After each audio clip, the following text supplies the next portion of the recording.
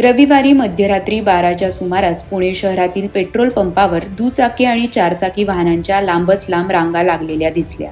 Iran आणि Israel यांच्यात सुरू असलेल्या संघर्षामुळे आंतरराष्ट्रीय बाजारपेठेत कच्च्या तेलाचे दर वाढणार आणि मध्यरात्रीपासूनच देशातील पेट्रोल डिझेल महागणार या चर्चेमुळे पुणेकरांमध्ये गोंधळ निर्माण झाला होता.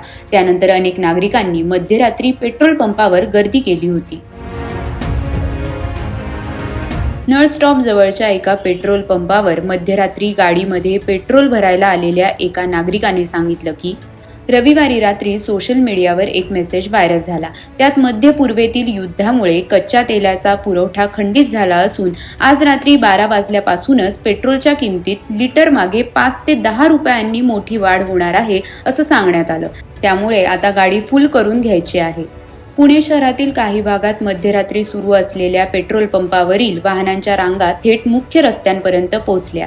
गाडीमध्ये पेट्रोल भरण्यासाठी आलेल्या एका नागरिकाने सांगितलं, मी 1 तासापासून रांगेत उभा आहे. उद्या पेट्रोल महाग होणार आहे असं ऐकलं, म्हणून गाडी फुल करून घेतोय.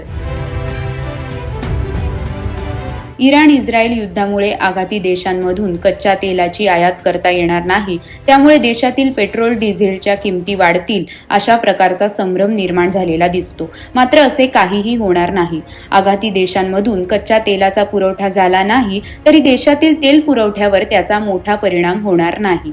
रशियाकडून होणारा तेल पुरवठा अद्याप सुरक्षित आहे. तसेच कित्येक महिने पुरेल इतका तेल साठा आपल्या देशात आहे. त्यामुळे नागरिकांनी पेट्रोल पंपावर रांगा लावू नयेत असे आवाहन ऑल इंडिया पेट्रोल पंप असोसिएशनचे राष्ट्रीय प्रवक्ते अली दारूवाला यांनी केलं आहे.